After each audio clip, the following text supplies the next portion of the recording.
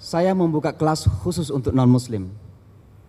Ketika saya memulai membuka kelas itu, kita umumkan di newspaper lokal, membludak ruangan kecil sebenarnya.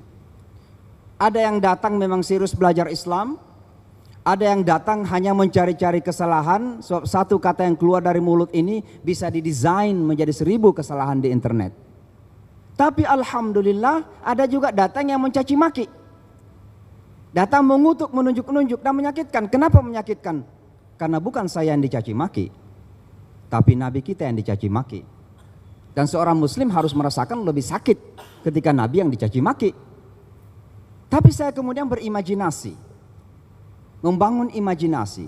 Kalau ketika ini ada Rasul di hadapan orang yang mencaci maki ini, ada Rasulullah Sallallahu Alaihi Wasallam, apakah kira-kira beliau langsung nonjok muka orang itu? Apakah kira-kira langsung beliau menjawab, kamu juga kurang ajar? Apakah beliau akan mengutuk? Saya mencoba menelusuri kembali sirah yang pernah saya baca, di mana ya ada tempat dalam sirah Rasulullah pernah merespon dengan respon yang negatif. Saya tidak pernah menemukan. Sehingga saya merasa malu sendiri. Saya mau jawab dengan kata-kata yang kasar, saya malu kepada Rasulullah. Maka apa yang saya lakukan? Saya tersenyum kepada mereka. Bahkan saya jabat tangan, thank you for coming, terima kasih sudah datang. Dengan harapan apa?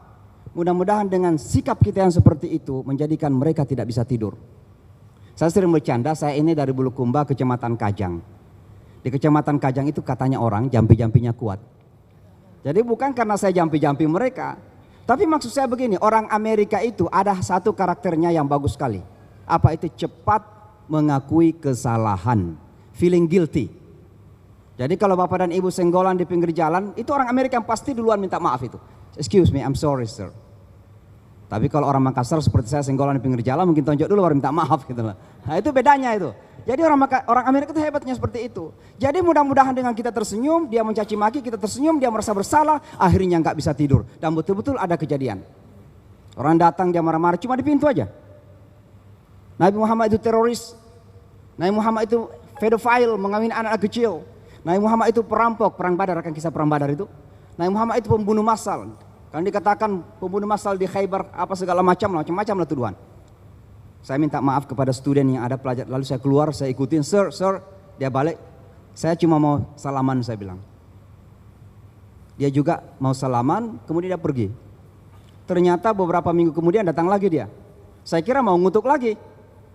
Maka saya tanya, loh bisa datang? Dia bilang dalam beberapa hari ini rasanya saya kurang tidur. Loh kenapa? Dia bilang kok sebelum saya datang beberapa minggu yang lalu itu, dalam benak saya orang Islam itu taunya berkelahi saja. Taunya mau perang saja. Taunya pasti mencaci maki. Tapi kok saya datang, saya yang mencaci maki, kok Anda masih tersenyum? Dia belajar Islam 6 bulan, dia masuk Islam dengan izin Allah Subhanahu wa taala.